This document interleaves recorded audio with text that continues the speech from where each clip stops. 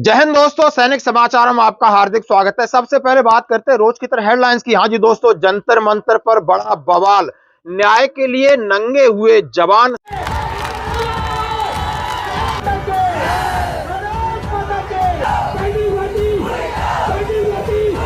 सरकार हैरान आखिर क्यों, यानी और डिफेंस पेंशनर्स को मिले 1,41,000 करोड़ रुपए, आखिर किस किस को होगा फायदा।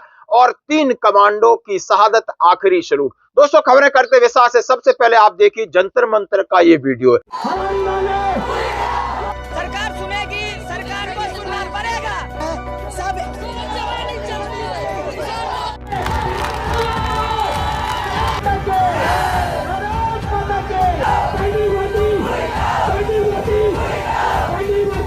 जहां पर नौजवान इस सर्दी में, कड़ाके की सर्दी में, अपने नग्न बदन से सरकार के सामने रो रहे हैं, गुहार लगा रहे हैं और कह रहे हैं कि आखिर हमारा कसूर क्या है, हमने क्या किया, क्या हम देश की सेवा नहीं कर सकते, हमारे जज्बा और जुनून को देखिए, क्या हम आपकी वजह से हम ओवरेज हो गए। यानी जैसा कि हम सभी जानते हैं कि 1.5 लाख नौजवान जिनकी एयरफोर्स में नियुक्ति हो गई थी, उनको अपॉइंटमेंट लेटर मिलना था और इनका एक रिटन टेस्ट नहीं हुआ था आर्मी का, और ये वही बेरोजगार हैं, लगातार 3 साल से सरकार के ऊपर दबाव बनाने की कोशिश कर रहे हैं।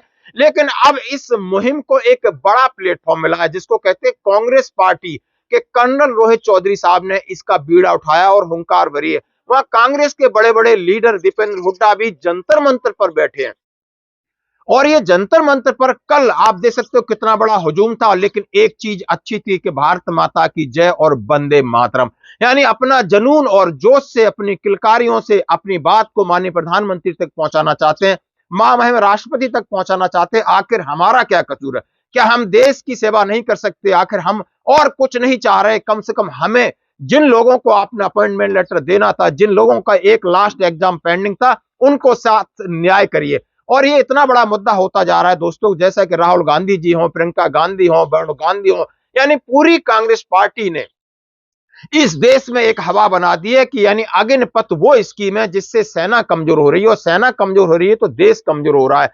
युवाओं के साथ तो छलावा हो रहा है, जो अग्निवीर है वो भी एक छलावा है, वो एक भ्रांति है। जिनको 4 साल यानी 5 साल कम से कम एक नेता को मिलते हैं, अभिनेता को मिलते हैं, एक सरपंच को मिलते हैं, 5 साल तक हर एक का असेसमेंट किया जाता है, किसी भी फील्ड में चले जाओ। लेकिन यहाँ 4 साल के बाद आपको घर जाना होगा और घर जाके आप क्या बनोगे, आप कोई पता नहीं।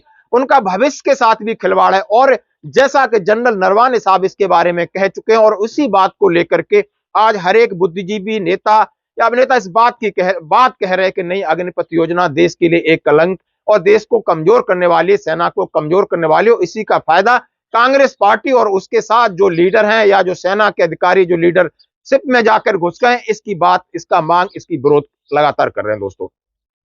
हर एक आप वीडियो देख सकते हैं और बढ़ते अगली खबर की तरफ। हाँ जी दोस्तों, डिफेंस पेंशनर यानी एक्स सर्विस मैन को कितना पैसा जाता है सरकार का, ये कल अंतरिम बजट में घोषणा हुई। जैसे माननीय प्रधानमंत्री ने कहा, ये घोषणा भारत के 4 स्तंभ है, इसमें युवा है, गरीब है, महिला और किसान है। 4 स्तंभ, युवा, गरीब, महिला और किसान, सभी को एम्पावर करेगा। निर्मला जी का ये बजट देश के भविष्य के निर्माण का बजट है। इस बजट में 2047 के विकसित भारत की नींव को मजबूत करने की गारंटी है। मैं निर्मला जी और उनकी टीम को बहुत बहुत बधाई। यानी इनका भला होगा, हमारा जो विजन है गांव गांव तक है, गरीब गरीब तक है। और ये कहा है, साथ ही मैं डिफेंस की बात करूं और उनके उसके लिए डिफेंस के लिए 6 लाख यानी 20,000 करोड़ रुपए का बजट, यानी डिफेंस बजट है जो सबसे बड़ा बजट है। आज से 5% लगभग ज्यादा है, जो कि नॉर्मल बजट से पिछले साल से 3.4% की बढ़ोतरी हो गई है।